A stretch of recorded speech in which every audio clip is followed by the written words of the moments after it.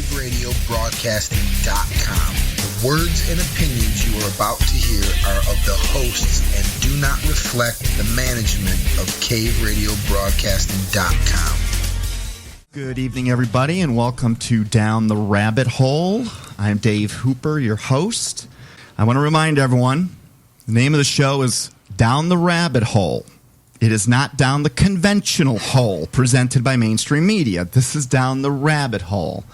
So the things we're going to talk about tonight, and really on all shows, are some of those, I don't know what the word for it, the topics that we don't often talk about at parties, but that we maybe secretly check out ourselves. In fact, I have yet to meet someone that does not believe in at least one conspiracy theory out there, whether it's Bigfoot or chemtrails or aliens, whatever. Why Scooby-Doo always caught the bad guy? That's my conspiracy. Smart dog. That's worth looking at. We got to look into that one. I think so.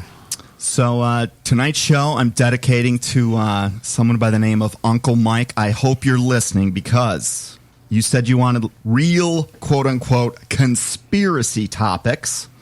And tonight we are going to be tackling the mother of all of them. And we're going to be asking or discussing what, if anything, is in our skies. And if there is something there, what is it? What's its purpose? See if we can maybe shed a little light on that. This is nothing that will ever be covered. You couldn't cover this in a lifetime of radio shows. And like you found in the movie The Anatomy of a Great Deception, I'm more interested in posing a question, whether it be philosophical or research-based or science-based. And as always, I am not here to tell anyone what to think. I will always say, don't ever listen to any one person. If there's an error in something I say, I wouldn't want someone to carry that on. I got to figure out my phrase to coin here, but it's basically along the lines of whatever's said here, do your own research. Every name, every topic, every agency, institution that will ever be mentioned on this show is something that anyone can hop on Google or YouTube and type in whatever keywords you like, and you can do your own research on it. I think you'll find that to be incredibly enlightening. So let's talk about, and actually before I set this up, what might be in our skies? There are a lot of, first of all, the minute you mention anything like the word UFO or aliens or whatever that might be, there is almost like this automatic shutdown where people just go blank all of a sudden. It's always been curious to me of where that comes from, and we're going to set that aside, and we're going to look at this this complicated subject. So before I get started on anything, and Eric, I'm talking to you too if you're interested in piping in on this one. Okay. Do either of you two have any opinion on if there is something in our skies and what it might be if it is there? I mean, I want to hear. See, I've never saw anything out of the ordinary or anything like that. But I remember my parents telling me a story. This was in like the early to mid 70s. I was just a few years old. It was actually just a few blocks down the road on Winston Street, where I grew up, and like the whole neighborhood came out and saw a UFO. Like it was hovering just a few hundred feet above the, whether it was a helicopter or what, who knows what it really was. But I mean, it wasn't just my parents. It was the neighbor that told about it.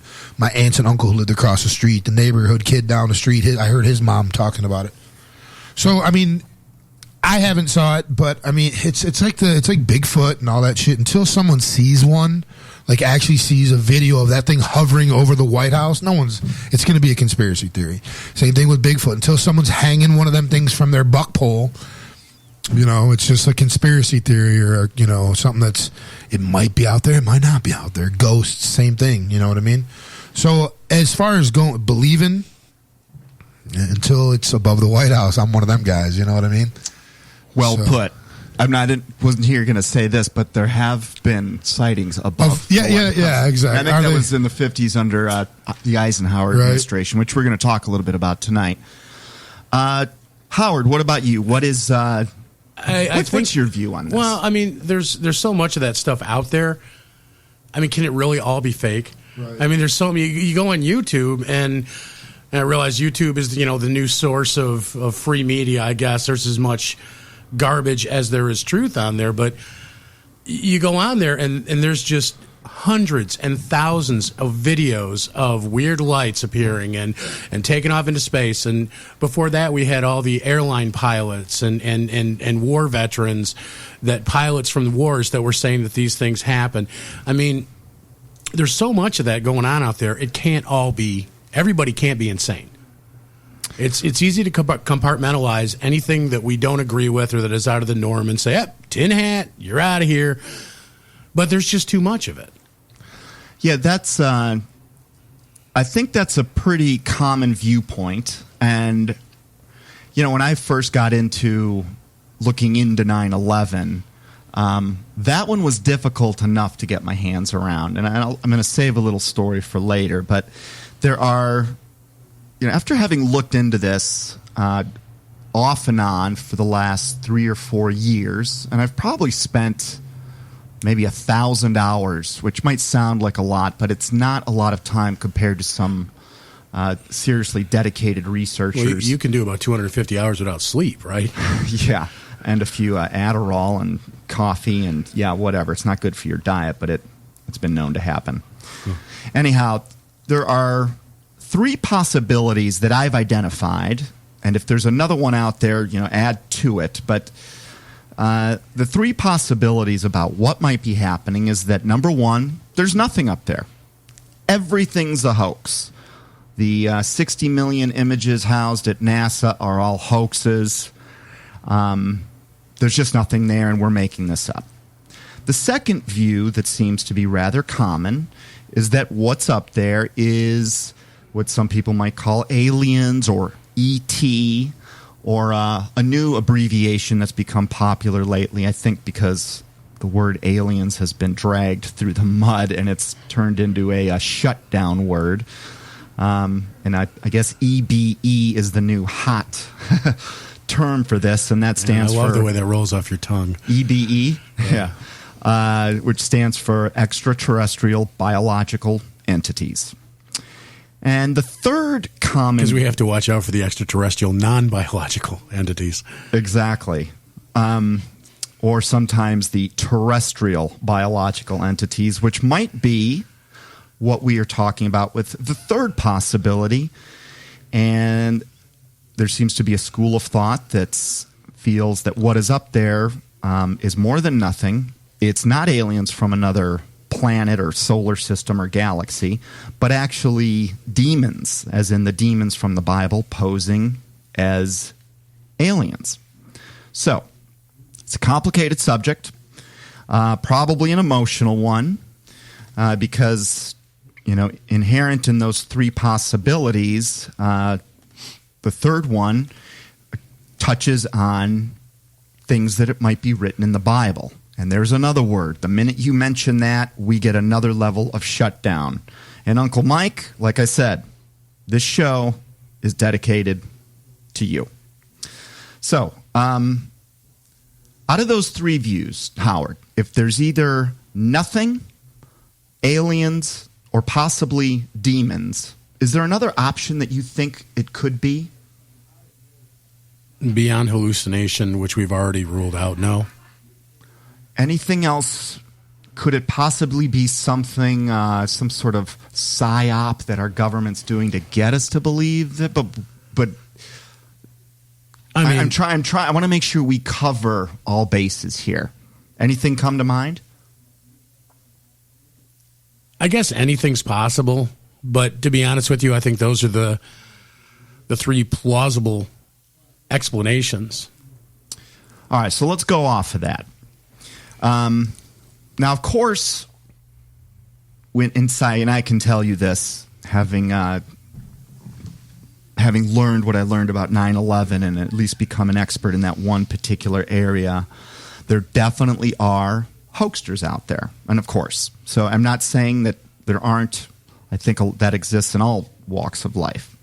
But like you said, the number of credible witnesses and sightings, and the people that have claimed it, for me, it's too much to just dismiss as nonsense. And that might be reflected a little bit. There was an article that came out in Newsweek just last September 15th of 2015.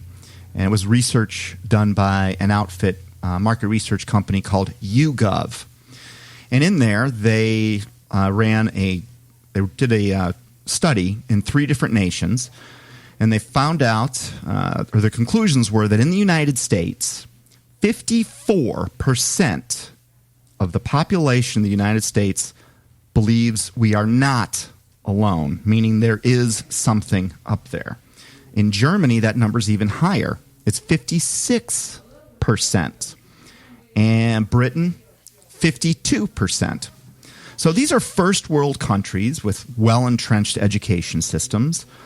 And this market research, and I can attest to the fact that several other studies will reflect those numbers in general. Of course, there'll be some variation. And some, there's a margin of error in each one. But I think it's safe to say that we're in the vicinity of half of the population, and if those 3 countries represent the world, we're talking about half of the population, at least the civilized population in this world, believes that there actually is something up there. And that, for me, is significant. We've probably all, like Eric just mentioned, on an anecdotal level, it seems that I've run across a lot of people that have shared, a story that they've seen something or observed something at one point in their life. So I don't find that research article strange or the results of it strange. What are your thoughts about those numbers, Howard? Does that surprise you? Yeah, they're actually a little higher than I thought they'd be. But I've got friends. I don't have any personal experience with UFOs other than what I see in the movies. But I've got one friend in particular that was so positive that there was extraterrestrial life. This guy would stake his life on. As positive as you and I are sitting in this room looking at each other right now, this guy would tell you he was that positive that there was intelligent extraterrestrial life out there. What was his source on that? Research. It was just research, and he had a bunch of other friends, and it was one of those things where, you talk to him about it, and he knows I'm really not on board with it because I'd kind of dismiss it. So he wasn't really willing to let me in on the insider information. But I know in the books that he was my roommate at one time, and I know in the books that I saw lying around and in some of the conversations I overheard him having with other friends, and just in again with what he was willing to share with me, he was absolutely positive. I do find it interesting, of the 3 options we presented, number 1, that there's nothing up there. Number 2, that it's EBEs or aliens. And number 3, that it's demons. I'll say this. Of the people that actually take the time to consider it and look into it, they end up falling in either the second or the third group. The only group I've found that comes to the conclusion that there's nothing there are those that have never bothered to look. So I find that interesting, and what you just said about your friend kind of makes sense, which is, it's like with 9/11. When you start looking into it, all of a sudden you realize, holy cow, this really was not 19 guys from Afghanistan. Right. And I'm sure aliens is like anything else. Once you choose one of these conspiracies and look into them, and you realize that even though you may not have the answers, but that the answers you're being given are complete crap, the thread, you just pull on the thread and the whole tapestry unravels. And the second that you realize that one of these conspiracies is not, these so-called conspiracies, is not what you're being told, then you look at every other conspiracy with a completely fresh mindset. I'll say... and that's where I'm at on the ET thing. I mean, if you talked to me a couple of years ago, I'd be like, oh, yeah, whatever, dude. Yeah, ETs. Yeah, have a nice day. What's on Seinfeld? Okay. And but doing the work we've done on The Anatomy of a Great Deception, it's just it's too hard to argue with the facts laid out in that movie, and by looking at that and by realizing that there was way more going on than we realized, there was way more benefits for certain people that thing happened. There was a much greater cause and effect than just a few buildings being taken down. It forces you to look at everything completely differently. There are other topics for other shows that we're discussing now that, you know, you look at them and it's kind of like, you know, you go into it with a new open mind. I have to look at these things from a perspective of, I don't know what the truth is, so I have to be open-minded. And it's not as much about proving something as it is about disproving it. Because I tried to prove something for a very long time in my life and I got nowhere. But the second I tried to just start disproving things, I started seeing the light. Yeah, if you eliminate the mud off the windshield, you maybe can start to see out of it. I totally understand that.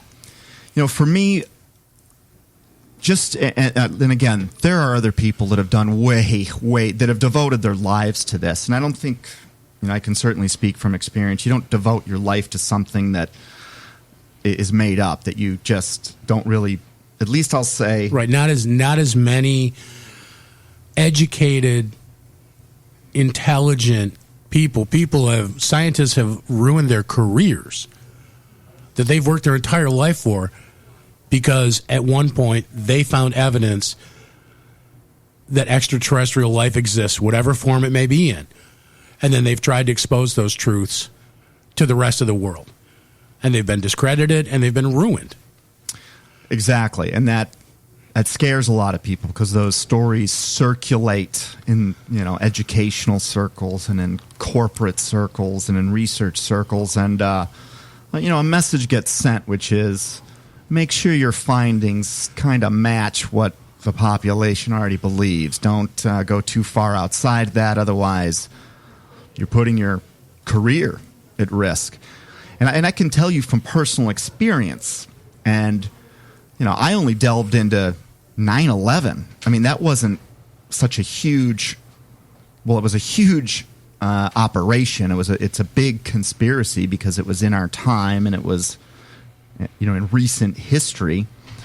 But when it comes to discussing 9/11 versus, say, if there's something in our skies, the numbers are much more in favor of someone discussing 9/11. I guess now it's become much more acceptable, and that's due to the work of people like Richard Gage at Architects and Engineers for 9/11 Truth, and Dylan Avery that started off making the movie Loose Change, which those two men impacted me quite a bit because they did the hard work, the dirty work, back in the day where anyone speaking about the truth of 9/11 would literally be spit on, to where it is today. And according to a same research firm, YouGov, in 2013 poll conducted by YouGov and Rethink 9/11 regarding World Trade Center 7, which, for anyone that knows my film, The Anatomy of a Great Deception, World Trade Center 7 is the main character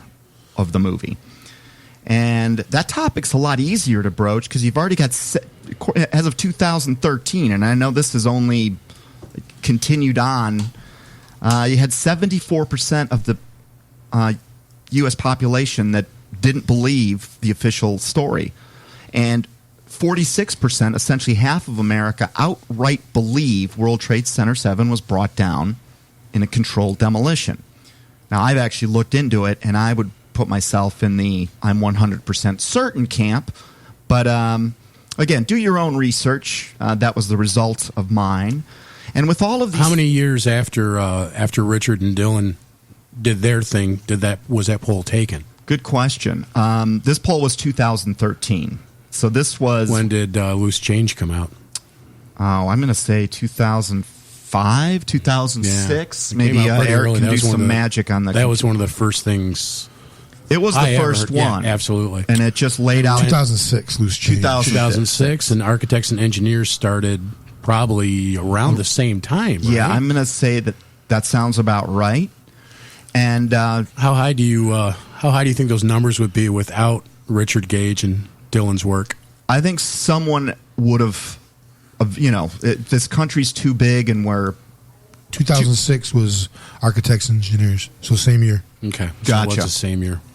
So I think someone would have done it, but those guys, I mean, the amount of courage that took, those guys, whether you realize it or not, that is what an American hero looks like.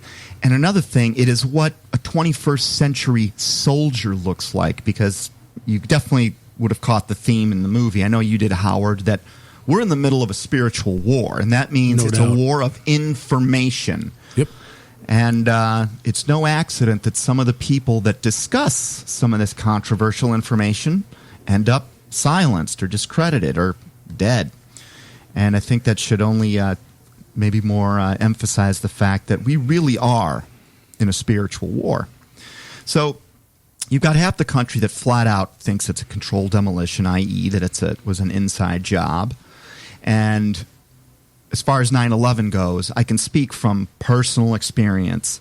Talking about the truth when it flies in the face of what we're taught or what we're led to believe, it is not fun. And there's no money in it. Believe me, I don't do this for any glory. I've literally lost a lot of friends because, I think some of them might be uncomfortable standing around me while we're getting a beer. Some, I'm sure, have thought I've lost it.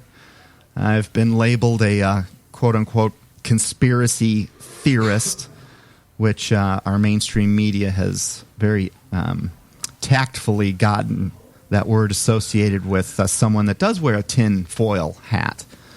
And that's what I used to think. I mean, these guys that we just talked about that were uncovering the truth of World Trade Center 7, they did this in 2006.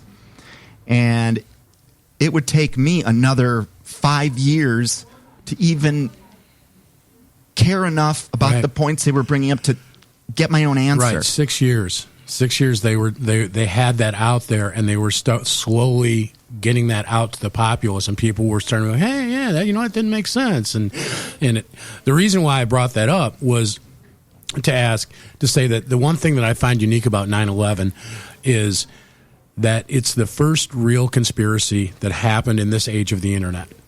Okay, where we're at, and where I was going with asking the questions I was asking was that, do you think if someone started now to look into, if someone starts to look into aliens or some of these other conspiracies, that if you get everybody together and everybody contributing real news, not government-controlled liberal media, we can start to solve some of these things. And that's what I find interesting, because of the time that 9/11 happened in our lifetime, in the age of the planet, with the internet being as unregulated as it was back then. I think that's the only reason that they were able to gather a lot of the information they were able to gather to prove not necessarily who did it, but to prove that it was not done the way it was said it was done.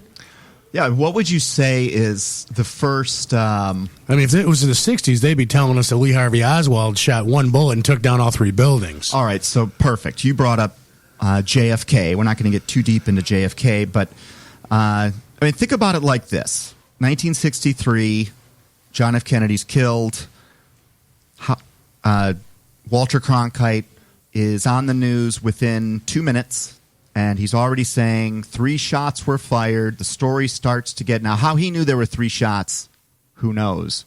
Then again, how they knew World Trade Center 7 was going to fall before it happened, who knows? So, you start to maybe see a little pattern there. But in the case of JFK, which has been, I think, primarily solved. I mean, the general public may not know this, and they might be waiting for one of our big newscasters like Anderson Cooper to come out and make the official announcement. That's going to happen. But no, that'll never happen. Our government will never come out and say it. But the people that have researched it have, by now, it's not a case that'll ever be proven in court. It's something that you'll just have to know inside of your heart, and you'll know it after you look into it. But start with, I identified them as Mark files on my last show. I meant to say James files. But that's an interesting interview that I think anyone should go look at. But I don't want to get us all sidetracked on that. What I can tell you is this. Oh, the point about the JFK. So before the internet, JFK happens, and it took almost 40, 50 years of research to kind of get to the bottom of it. Now, 9/11 happens in the early stages of the internet. In my particular case, it took me just about 12 years. You take something like Sandy Hook that happened a couple years ago, and oh my gosh, my sister completely is a Sandy Hook. I mean, she now is a Sandy Hook expert. She knows more about it than I do, and she can't even believe that somehow there was a second conspiracy that I was telling her, but you just look into it. And she came back and you know, if you looked at the Amazon book reviews about that one teacher, did you ever look at those? I mean, it's obvious the masses are starting to wake up and starting to get this little charade. I was shocked. I can't believe that Amazon allowed those reviews to be on there. Yeah, I don't think those will be there long, for what it's worth. So, so now we're at the point, through a combination of the access to information and a sort of a more of an open-mindedness and a distrust of our mainstream media. All of these factors and probably several others are starting to weave into our society, and it's really shortening the span that it takes to reach truth. And I spent a long time wondering, because it seems like any event on television attracts conspiracy theorists. And I spent a lot of time wondering to myself, okay, is that a byproduct of our flawed human nature, that there are going to be some people that just think the conspiracy must be true and hence they will go speak of that? Or is it a byproduct of the truth always surfacing? And I used to be in the former camp, and I think I'm starting to shift to the latter, because every time I look into this, the guys that are leading these let's call them these secularized searches for truth, whatever your particular, like I said, everyone's got at least one conspiracy theory they believe in. They're fueled by intelligent people, by critical thinkers, by educated researchers. These are not fueled by guys wearing foil hats, living in trailers, living in their mom's basement, working on a computer. In a lot of ways, I wish it was. It would make it a lot easier to dismiss. Well, I think a big part of it is that over time they have started to, at first, the deceptions, the lies, the untruths that we were being told were minor. They were believable, okay? Because people were, I was like, wow, we got to get this one passed, so let's make it believable. And then they found that once they brought television to us, once they put the boob tube in front of us, gave us the electronic babysitter, people started to believe anything that they saw on it. Oh, if an authority figure says it? Yeah, if someone says it, it must be true. And so what's happened is, since people are more and more distracted with what are supposed to be the conveniences of modern life that actually end up owning us, if you catch it, the lies have gotten more and more ridiculous. The stories have gotten more and more ludicrous. And so what it is now is that when someone who is relatively intelligent, someone who knows shit when they step in it. Right. When out of the corner of your eye, you catch MSNBC replaying the World Trade Center over and over and over. And you catch that enough as you're doing whatever else you're doing in your daily life, all of a sudden things don't add up. And again, it's because the lies have gotten more and more ridiculous as time has come. They've gotten more and more bold with their deceptions. Right. And I think that's part of the reason why people are quicker to go, wait a minute, that doesn't work. That doesn't make sense. Well, it's interesting you brought this up about authority figures, because we're going to stick to those guys for now. And and back to the topic of tonight's show, which is discussing what may be in our skies. I've come across it's an unending list of highly credible people. We're going to talk about some of those individuals in a minute. But I can say this, and this is what I can say from experience. Most of these people, there's no book deals. There's no... When you come out to say something like this, what I can tell you is you're risking your social standing, your credibility, in a lot of cases, your job or pension, and in extreme cases, your life. So you have to understand, this is not some publicity stunt, at least not every time.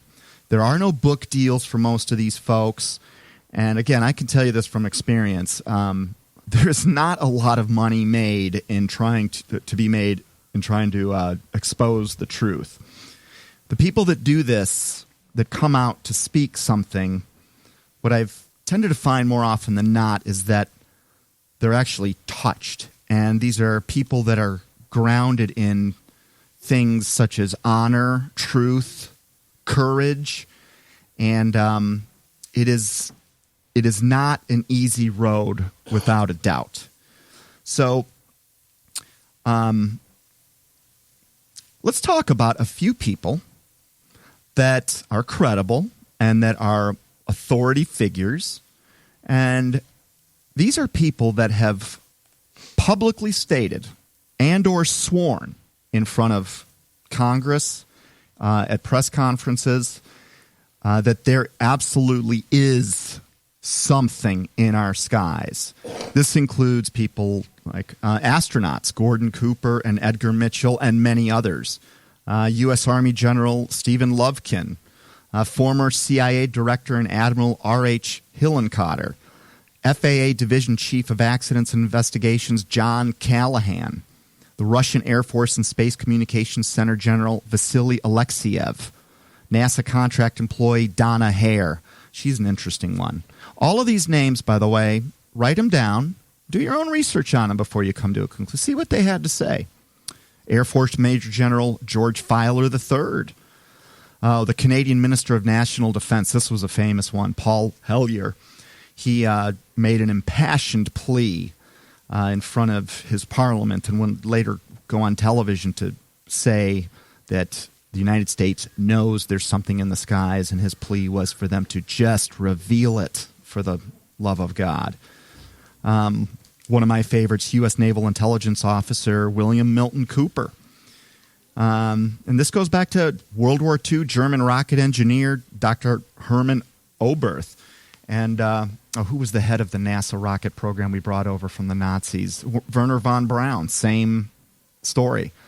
The director of Project Blue Book, Dr. J. Allen Hynek.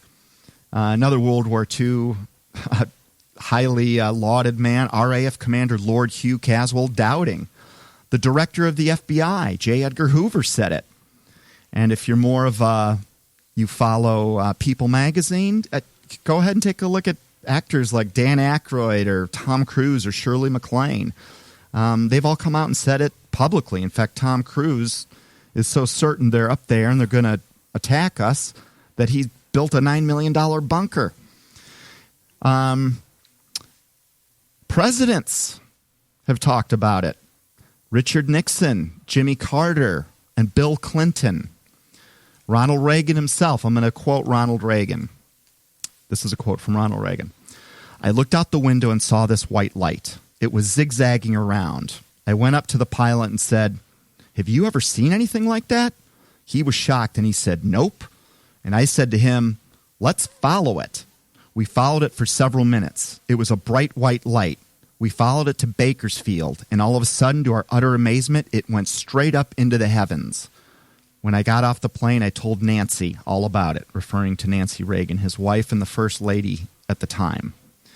And it's not just presidents and generals and Department of Defense officials and credible people. There are 24 nations in the world that have officially come out and said that their position is there is something in our skies. Countries like Argentina, Australia, Brazil, Canada, Chile, China, Denmark, Finland, France, Germany, India, Ireland, Japan, Mexico, New Zealand, Peru, Russia, Spain, Sweden, the Ukraine, the United Nations. It's not a country. Not yet. Yeah, I should say it's not our government, but it's on the way. They're working on that. The United Kingdom, Uruguay, and Vatican City. Hint, hint. Better? All right. So, in other words, I think there's something there. This, I think, might be considered a global phenomenon. And I think, and I've looked into those enough myself to believe these are credible people. And when they're talking about this, they're not doing it at a party over cocktails. They're doing this. They're putting everything on the line when they come out and say this. And so, for anyone that just wants to dismiss this, I suppose, we still live in America and you can do whatever you want to do. But at this point, I would say that if you're not considering what this could be, the joke may end up being on you. And I've always been a believer. Quick sidebar. My mom was never a fan that I was a lifetime entrepreneur. And she would always tell me, David, son, it's so insecure. You should do something that's more stable. And I used to remember thinking to her, I go, why do you think working for some other company is more stable? Because I would much rather be at the head of the ship where I can see the whole horizon and what's coming at me, whereas living in a false sense of security, and I'm working in some cube at some big Fortune 500 company, and they're having a closed-door meeting debating whether they're going to dissolve my division. There's no more security in that. If anything, I'm a believer that security lies with your own eyes, your own understanding, and that may prove true more than we realize someday. My point is this. I think the institutions and the names alone make this worth looking into. But, of course, a lot of us are brainwashed. We're brainwashed to dismiss it before investigating it, and I don't think that's necessarily an accident. There was an old friend that once said that ignorance only happens when there's what's called condemnation before investigation. And the funny thing is, as I found, the higher educated somebody is, and I went to school here at Michigan, and a lot of my friends went on to go to Harvard or law school, Michigan Law, University of Chicago, Northwestern, to get graduate degrees, even PhDs. And I have found something which I now kind of equate more to not education, but indoctrination. It's actually harder for some of these people that we consider, quote unquote, smart and intelligent. It's harder for them to even consider the possibility of this, which I find ironic. Well, with higher education, sometimes the fact is the higher you go in education, the longer you're in school, it's not that they're teaching you to think, it's they're teaching you what to think. Not only what to think, but then you get out of school, and typically, the better education you get, the better job you get, the more money you get. And, if you drive around in a nice car and have a big house and wear nice clothes, people just listen to you more. And it doesn't mean that what you're saying is any more true. Maybe you believe yourself a little more than you would have. You didn't have the confidence of getting an education. Success often breeds arrogance. Totally. And it was Bill Gates who said success is a lousy teacher. And no doubt about that. It is. We've all learned more from our mistakes than we do our successes. So I'm approaching this as an empirical researcher, just trying to understand the truth of our world. I do think it's something that should be looked into, even if it's to dismiss it.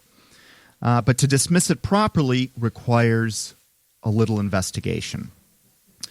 So we're going to be getting into the meat of a couple things.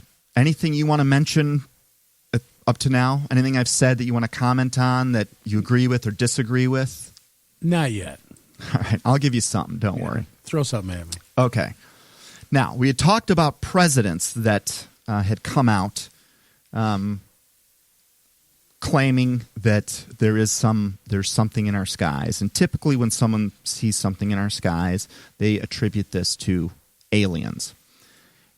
It's only been recently that I've been finding an increasing body of work that attributes this to demonic activity. Now, either way you slice it, first of all, if you get beyond the point of there being something in our skies, and let's just say you agree that there's something in, we're already in very strange territory. So is it any stranger that it's going to be aliens versus demons? I mean, they're both so strange that or so far outside. Smile and go for it. No, not. You know, the funny thing is with that is that you have to think about, okay, so if all this stuff has been going on and we've known about it since the 50s, odds are it's been going on longer than that, but let's just say it's been going on since the 50s. So you're going to tell me in the last 60 years that there hasn't been a reason? Why is the need for secrecy? What is the need for secrecy? Why do they have to be hidden from the American populace? Why are they only talking to the governments? So you start to think about, okay, well, if extraterrestrial life does exist, if something that is not of this earth is up there above and we're seeing them in the skies, well, if they were just friendly aliens that were coming here to give us a little bit of technology, why wouldn't they want to reveal themselves as benevolent to the entire planet so that we didn't fear them? Exactly. So if there is something, if extraterrestrial life in whatever form exists, it almost makes sense that if it was demonic in nature rather than just friendly little ETs from another planet, well, there's the reason for the secrecy. It's interesting. So the reason I'm dedicating this show to Uncle Mike is in my first few shows, I was laying what I thought would be some good foundation to get us to this point. And I actually started talking about the fallen angels from the Bible. And my personal view, which I will share, although I don't want anyone to just adopt my view. I want you to go get your own answers. But I'll share you what my view is. And here again, I arrived at this view because the evidence led me there. I did not have any preconceived beliefs. In fact, I thought the Bible was a book of just mythical, ridiculous stories used to control, used by governments to control people.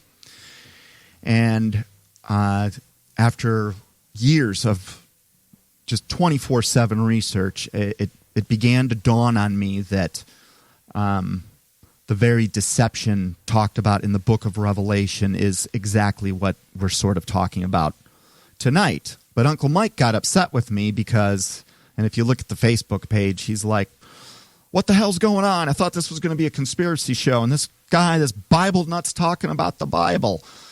And I tried to cover a real quick recap of history, talking about these fallen angels. And we got to the point where we had discussed how there were 200 hyper-powerful watcher angels, which were doing some nasty stuff to humanity before the flood, as the book goes. And these guys were locked up. So this if we believe the biblical flood story, and essentially any geologist or archaeologist will echo this. Nope, you won't hear it on mainstream news.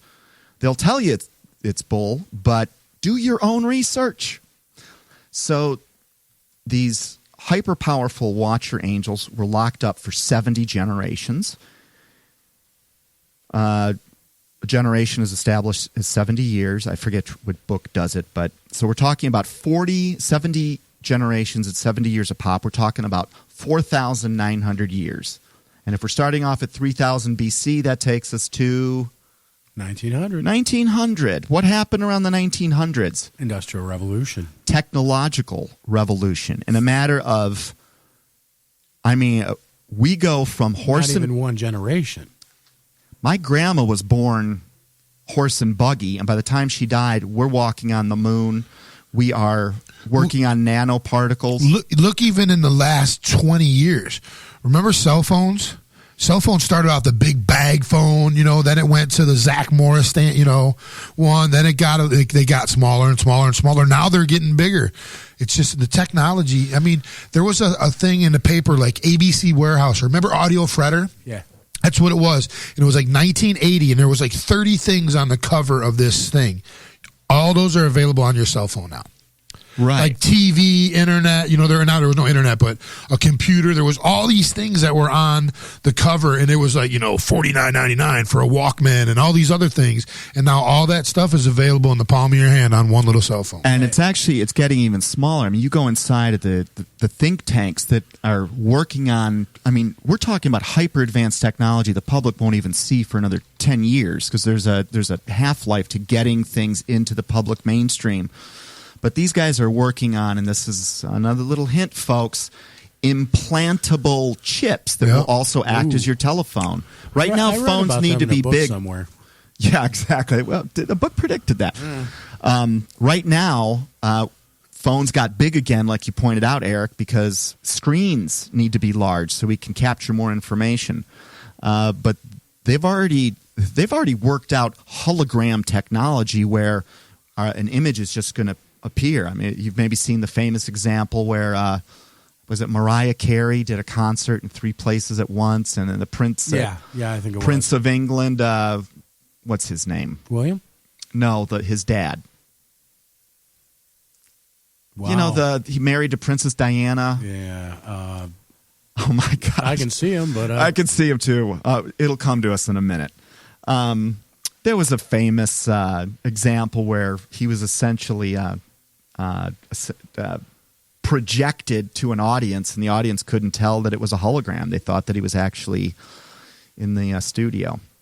So I do find it interesting that we go through this technological revolution, and it really begins with the Nazi Party. And, the swastika, if you follow symbols, which I've come to realize are so important, and lots of them. These are symbols that actually date back to Babylon.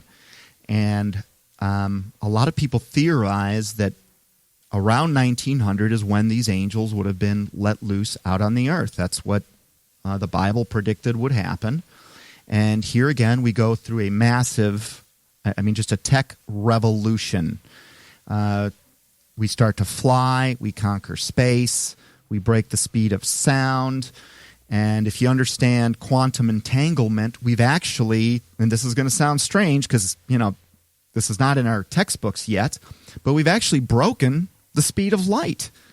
So quantum entanglement is you get the 2 smallest particles we can find, and there is one that is negatively polarized and one that is positively polarized, and they form a single unit. And what we've discovered is that when you change the polarity of one, let's say from negative to positive, its mate flip-flops instantaneously. And meaning there is some sort of communication that is happening between these individual, they're not cells, they're much smaller, these individual particles that are the smallest particles we find. And so what we've done is we've separated those particles by thousands of miles and run an experiment where Lab A, somewhere in California, reverses the polarity of the particle, and Lab B over in Germany registers an immediate, faster than the speed of light, communication. Boom. They switch polarity, and it's instantaneous. So the technological advances that are happening right now are they're out of control. And the last one that raised my eyebrow was what we've got happening with DNA and genetic engineering.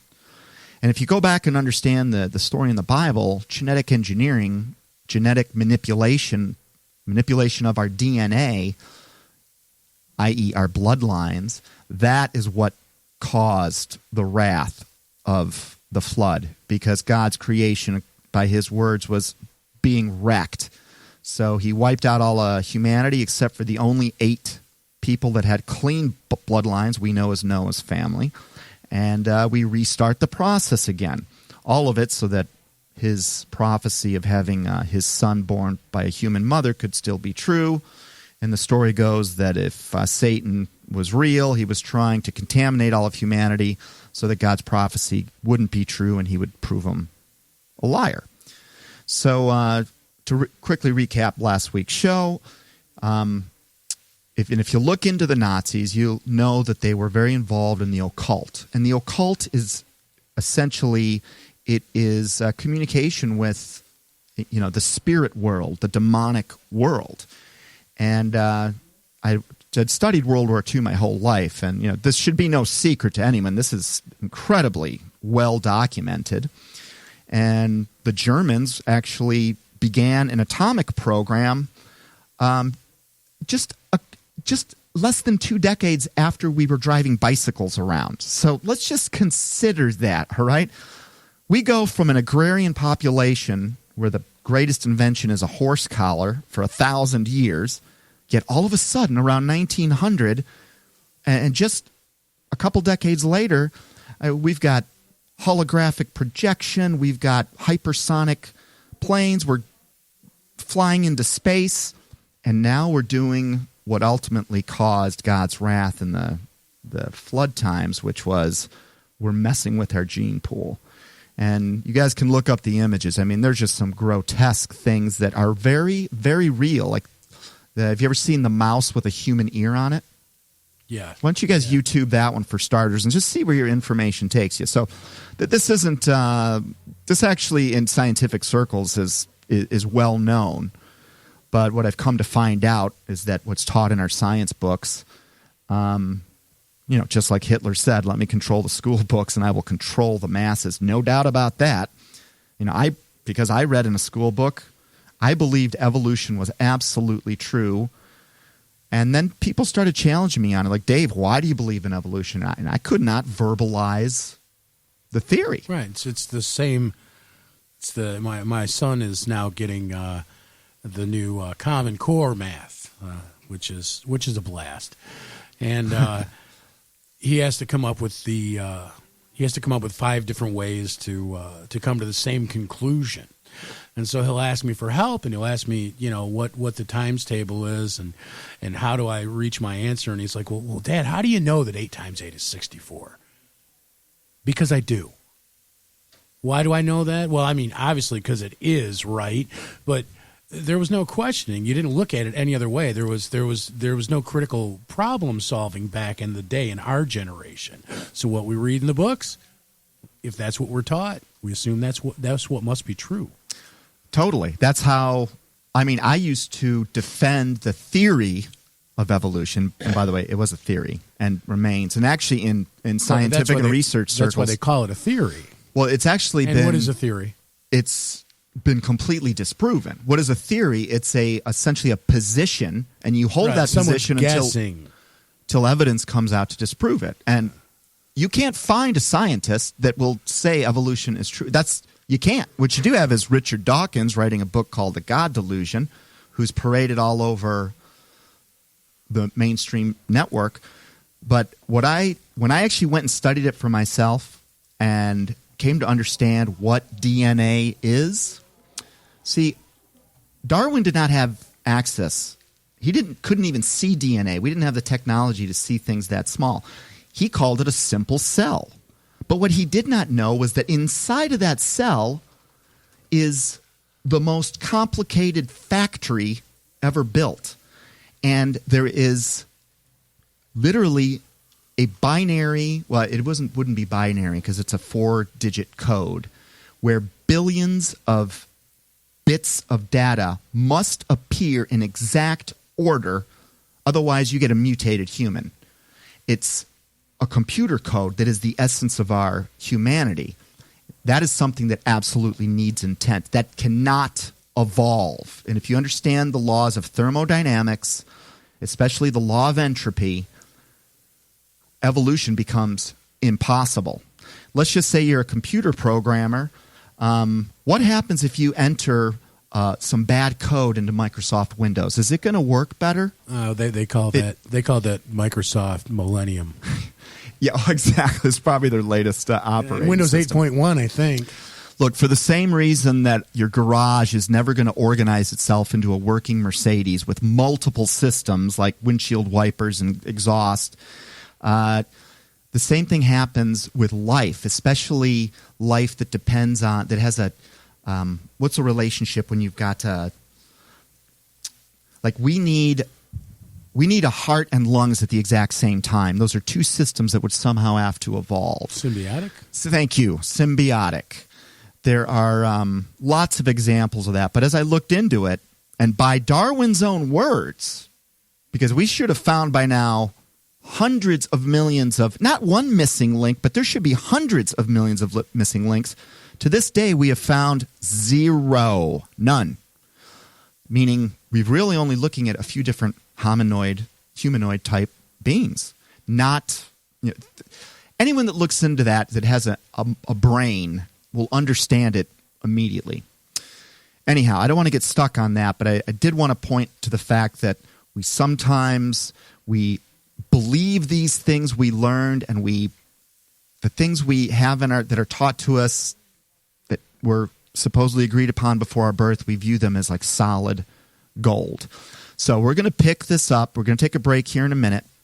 We're going to pick this up with essentially what is the history of whatever these things are in our skies revealing themselves. Hi, welcome back to Down the Rabbit Hole. I'm Dave Hooper, and I've got our good friend here, Howard Vincent, and we were going to pick up, start to focus more on what might be in our skies and talk a little bit about the history of this. And before getting into that, I'm just going to say that this is definitely a complicated subject. And on a personal story, when I was looking into 9/11 and first starting to look into it, it occurred to me, believe me, and when you look into when you look into any conspiracy, we've all been on YouTube. All these videos pop up that are related videos, but they're not always related just about 9/11. Sometimes they're about other conspiracies. So I'd kind of get a little curious and go off on these tangents. And every time I can get lost on YouTube for hours. Exactly, it's almost as bad as Facebook. So I went through a period because it was 2011 when I asked the first question to myself about 9/11, which was, why the heck did they leave President Bush in that Sarasota classroom, the Secret Service, and not pull him out of there? And back then, everyone around me was saying I was crazy. And I had to consider that. I mean, if I'm going to be an empirical reason, I wondered it myself. I mean, I was seeing things that just were so far outside my belief system. And so I ran a test on myself one day. And I jumped to, the mother of all conspiracy theories. And I'm like, okay, I'm going to go look up aliens, which I do not believe in. I mean, I don't think there's anything up there. And if I suddenly believe there's aliens, I need to stop because I think maybe I'm off here. And lo and behold, I started looking into it, and the evidence was so overwhelming. I mentioned a few times in my film that I had to take some breaks as I was learning this. And one of them was after I looked into this because of the three options we presented at the beginning, which is I was originally in that there's absolutely nothing up there camp. I had to then for me personally, I had to start considering the next couple of camps. And actually, I spent the next year or two in the, well, it's alien, it must be some intelligence from another place. And I would actually get pissed when I started finding some of these same credible people saying, it's not aliens, it's actually demons. In fact, one of my personal heroes, Bill Cooper, who I mentioned before, early on in his career, he thought what he was dealing with was, EBEs, extraterrestrial biological entities. And near the end of his career, and he ran, he was naval intelligence, and he ran the largest civilian intelligence agency ever known to man. The guy had access to information and contacts that, we can only dream of. Actually, the internet, in a lot of ways, has made it available to us. The further he dug, and this is a very common story, and it was true for me, is, and this is my personal opinion. And again, don't believe me. Don't trust me implicitly. Go disprove me. But give me something to tell me I'm wrong. Believe me, I want to be wrong about this. But I ended up falling, if I had to vote today, I would probably be in that third camp, that there is something in our skies. I do not think it is extraterrestrial. I've personally come to believe it probably is the demons from the Bible that are just masquerading as something, but that's just a theory, and I am a conspiracy theorist. So. Well, the thing about trying to, doing your litmus test for insanity, how come, if you're going crazy, how come you've never been more sure of the answers you're finding? I mean, that's the thing I find odd. Well, yeah, I mean, that's... Is that part of the craziness? Is this what it's like to be completely insane? Well, I'm sure that someone that's, I don't know much about psychotherapy and psychiatry and psychology, but I'm sure people that really believe there's a barking dog sitting next to them really believe. I mean, a schizophrenic will really believe that they'll really believe there's something there that is not there. So I'm always on the lookout, but I've always contended that if my reasoning is off, it's going to manifest in other places in my life. I'm going to see things that just aren't there. I mean, why only do it on some of these subjects? So, well, who's to say the barking dog really isn't there, though? Yeah, look, and I may be crazy. And honestly, if I am crazy... Well, who's deciding who's crazy and who's sane? But scientists, and what is science? Science is just a bunch of theories and hypotheses that have been repeated so many times that people accept them as fact. Exactly. All right, so we were gonna talk a little bit about where this story starts to get interesting. So where the evidence took me, the Nazis were already working with flying discs, and they were working with magnetic power. There was a famous scientist who used to work at Area 51. His name escapes me. He ran a really interesting experiment where he took two magnets, like these 5-pound cube magnets, drilled a hole in between them. And we've all pushed two magnets together when they're right. If you've got the wrong end, they actually want to repel. They don't magnetize. So he had these oppositely polarized magnets, and he drilled a hole and he essentially screwed them together. He clamped them together so these things were forced to be together. And he wrapped this in something that looked like a rock. And then he had a real rock that was approximately the same size. And according to Isaac Newton's theory that, these things were going to land at the same time. And he had his newbie scientific recruits, and he used this as a way to get them to open their minds. And he asked all of them, he got up on a balcony of some sort, And he asked all of them, he said, which one of these will fall first? And they all said they will fall at the exact same time. And in a room full of scientists, he dropped these two rocks, one being a real rock and one being one that had this magnetic field artificially created by pushing those two magnets together. And what he found was that the real rock dropped much faster than the magnetic rock, meaning that there is, it was an introduction to forces beyond the ones that we're familiar with. And, that was back in the 50s or 60s, and, that's 50 years ago. So the Nazis were absolutely working on that. That's no conspiracy theory, that the Nazis recorded everything, and they've got overwhelming amounts of documents that indicate that they believed that they were dealing with something that was out of this world. They themselves believed that. I'm not saying I believe that, but they believed it. And they had several secret locations where they were working on some, advanced technology that we ourselves still don't use. We're still burning oil to move cars. But if you understand, even like a magnetic train, it uses almost no energy and incredible amounts of force that are available. And as you know, I spent some time talking about how Germany lost the war, and those very Nazis, the occultic Nazis that were, I believe, handed themselves over to this demonic / spirit world. What happened to those Nazis? Well, that became NASA and became our CIA here in the United States. It also became essentially the KGB in Russia. Yeah, didn't we share them? Didn't we split them up equally? Yeah, and I want to say it was Project Paperclip, if I'm not mistaken. Yeah. And of course, they all start working together, really. And again, it's this idealism.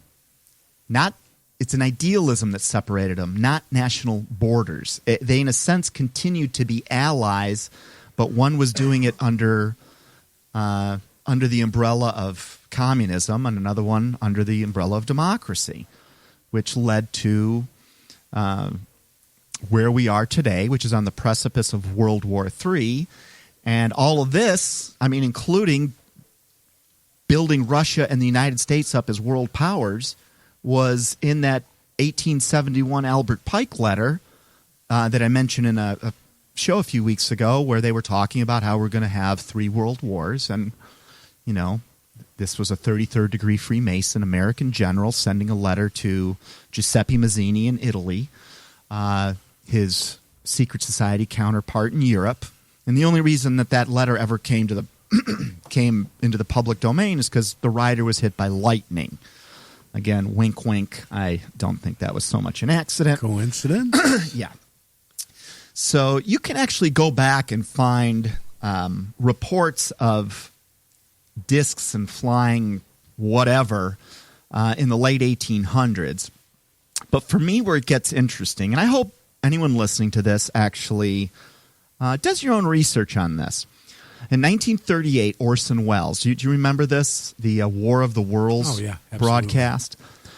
My dad was born not personally. Right, of course, we weren't there. My dad was, though, and it was broadcast over the radio, and it was so scary to some of the people. They weren't there for the first few minutes of Orson Welles' disclaimer saying that, this is a story. They were just listening because he broadcast it as a real live broadcast. And there were Americans killing themselves. People were committing suicide out of fear. Now, I've seen the powers that be, and I know how they, might do something like in Oklahoma City as a run-up for 9/11. So I find that interesting. 1938, this broadcast happens. It was very significant. 1942. Now, we all know about a movie called The Battle of Los Angeles, but I wonder how many listeners know that there really was a Battle of Los Angeles. In 1942, a massive ship, which our military thought was the Japanese, it appeared over the city of Los Angeles, and we fired on this thing. We had spotlights on it. There's photographs of it. You can go see the evidence of this today. And we ultimately shot this thing down, and of course the wreckage was cordoned off by the military.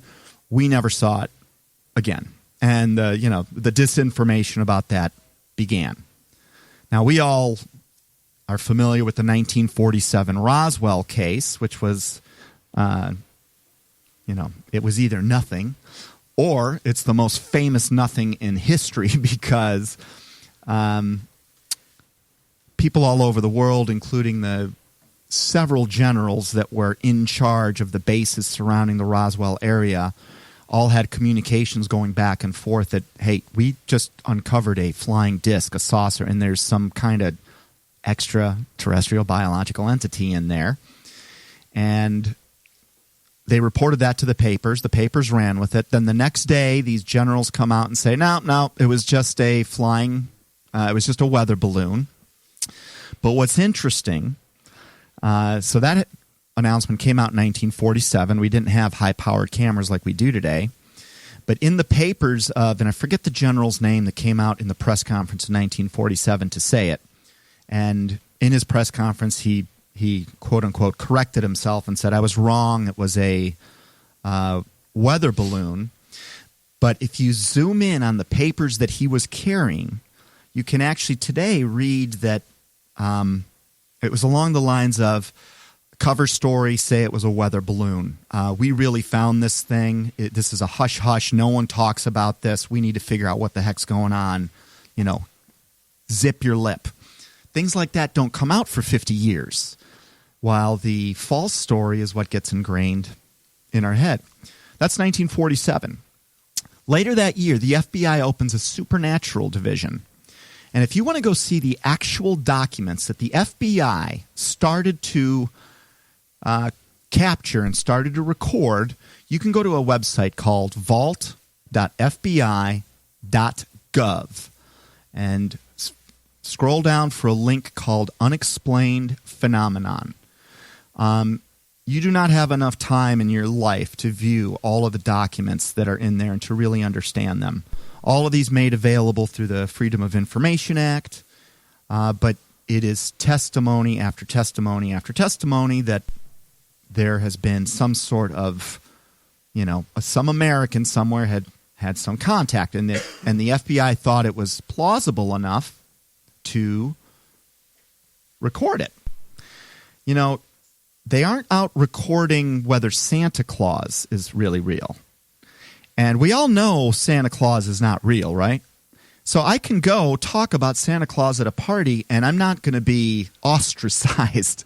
They might giggle a little bit. Depends on the age of the party guest. Well, exactly. I should say correct. But, when you talk about things that have maybe a grain of truth, there's, some people call it cognitive dissonance or fear. But if you find yourself repelling this idea, that might be your subconscious telling you that there's some truth to it, and you just don't want to really consider the possibilities of what your life might be like if it were true. Because if it were true, we'd have to change a few things. All right, where are we here? 1947, the FBI begins in earnest to research this stuff.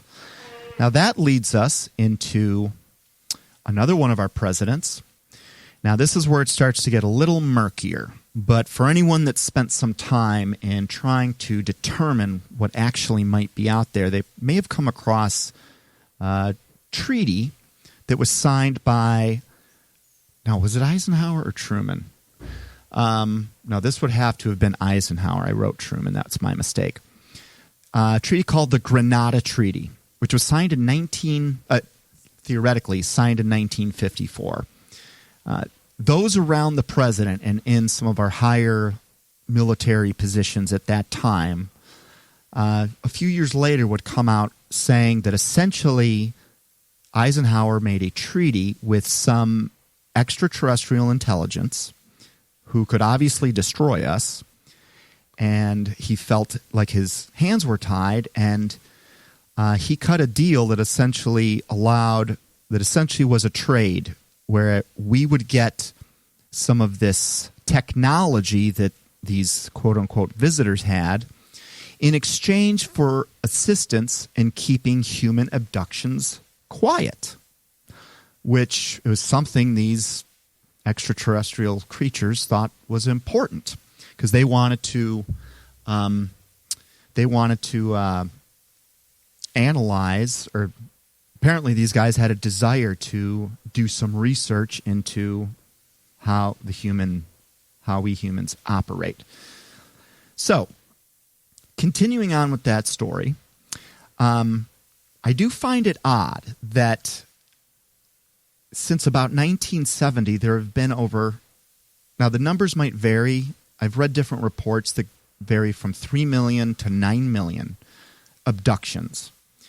And these aren't like pulled off of some stat sheet. There are plenty of researchers in this area that have literally gone and pulled documents from every individual police precinct in the United States. And the common theme is that if there's ever, if there is some sort of abduction experience, or someone claims there is, these people do not want their name mentioned. They typically call the local police, which is, I think, what a normal person would do, and in the 50s, 60s, 70s, 80s, even today, when something like that, who do you call? 911. So, it's not like this is some made-up number. This is an amalgamation of individual reports that number more highly than that can be counted. And we're looking at somewhere between 1 to 3% of the population. These are staggering numbers. And it certainly lends credibility to this this treaty that we signed in 1954, this Grenada Treaty, which it's hard to find evidence of that because, again, we know, knowing how cover-ups work, as I've, seen with my own eyes, that kind of information typically gets destroyed. But anyway, the treaty, if you want to look it up, it was signed on February 21st of 1954, supposedly. It was done at Edwards Air Force Base, and it was literally a meeting between the U.S. government, our top officials, and these quote-unquote visitors. And many, many witnesses from that meeting would come out in later years to say, no, guys, this was real. This wasn't BS. These dudes looked, kind of what we might call like our grays, although there seem to be many different types out there, which we'll get to in a minute. I'm just curious, were you aware of that at all? Is that something that sounds familiar to you? I had heard of the supposed treaty. I didn't know exactly what it was called. And I'd heard that people had come out about it, but again, this is not really my area of expertise, if I have one at all. But no, I'm kind of finding this interesting. All right. So we flash forward, and, since that time, UFO research has gone through the rafters. There are things, our astronauts are talking about this. Men like Dr. Stephen Greer start what's called the Disclosure Project, which I find very interesting. That's something I suggest everybody look up. And another thing that I found really interesting is, God, in all of these walks of life, if you really study it to its conclusion, a lot of the guys there was a former atheist and a MUFON researcher. His name is Joe Jordan. And he had arranged, he had gotten interested in these abduction stories because it was more than just a one-off. They weren't, to him, at first he thought these were his crazy patients. But as he started to look into them further and further, he just started to believe there really was something there. Because there's two ways to placate somebody.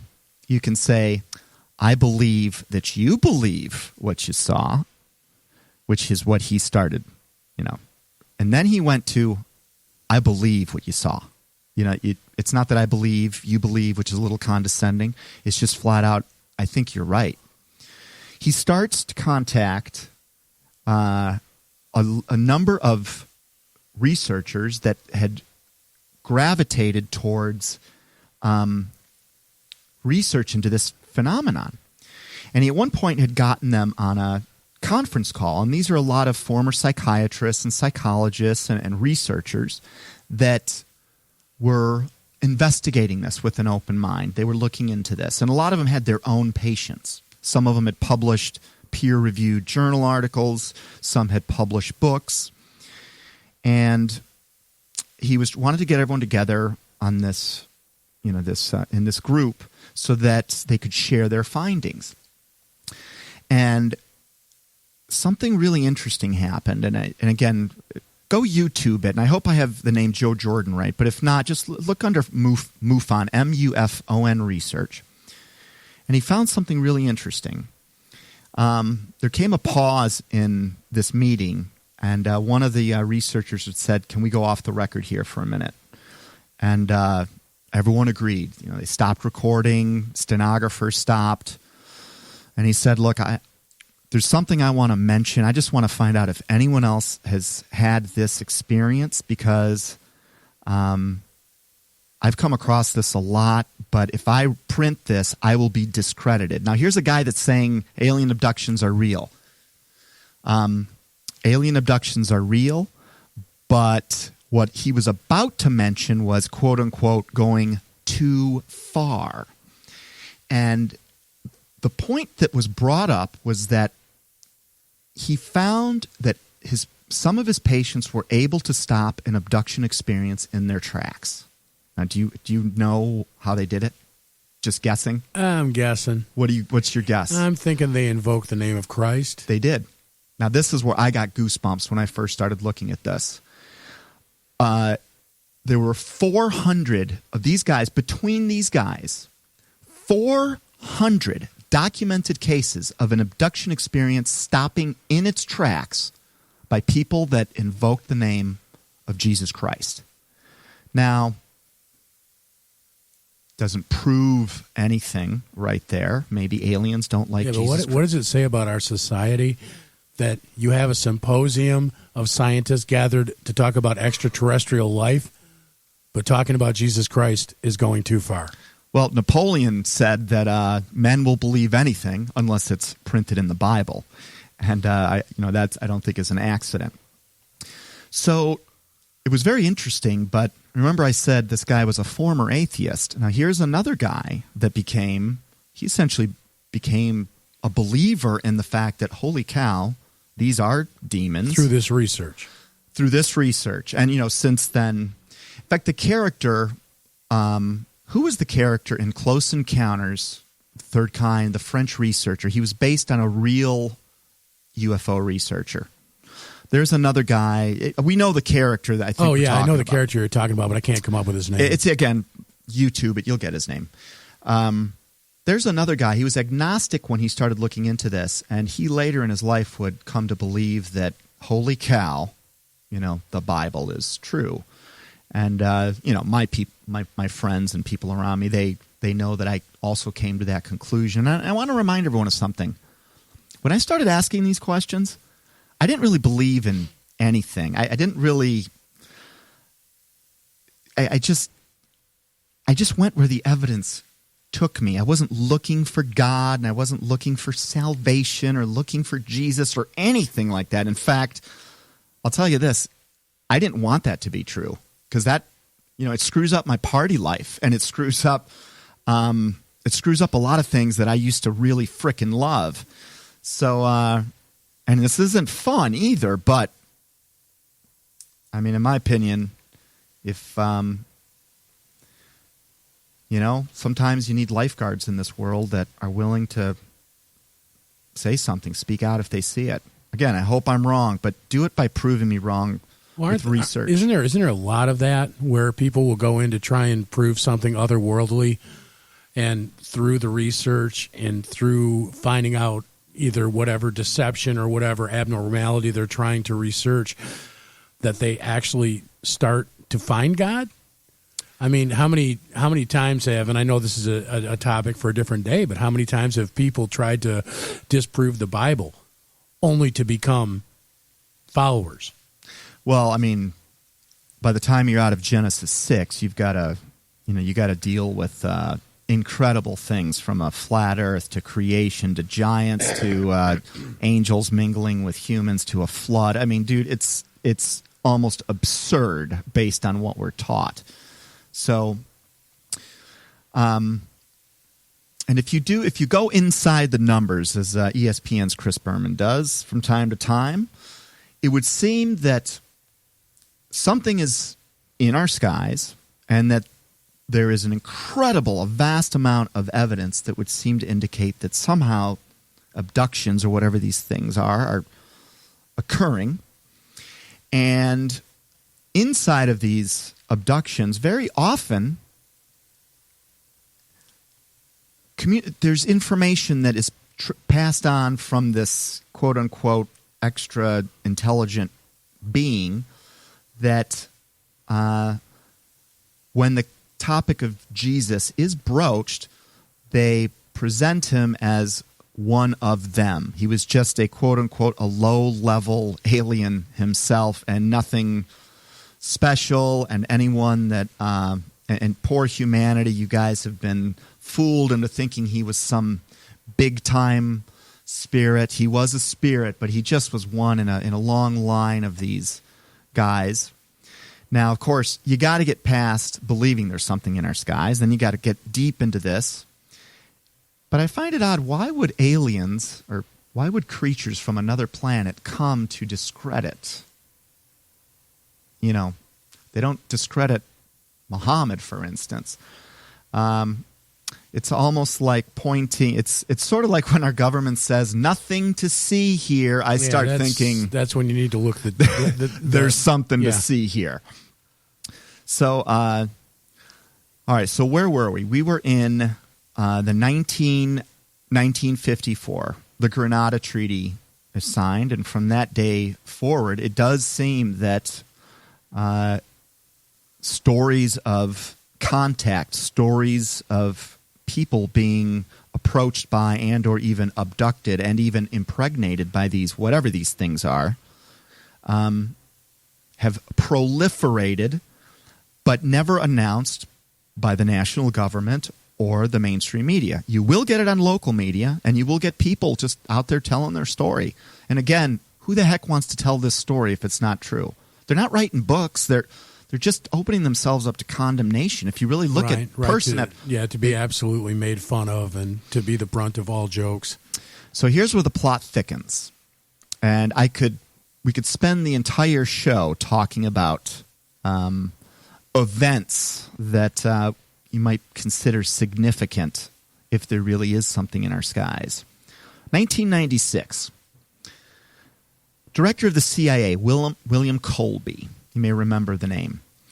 Now, in the early days of the Disclosure Project, Dr. Stephen Greer, who I mentioned, and now here's a guy that he had assembled an unbelievable list of military and government personnel that have sworn on a Bible saying they have had contact with aliens.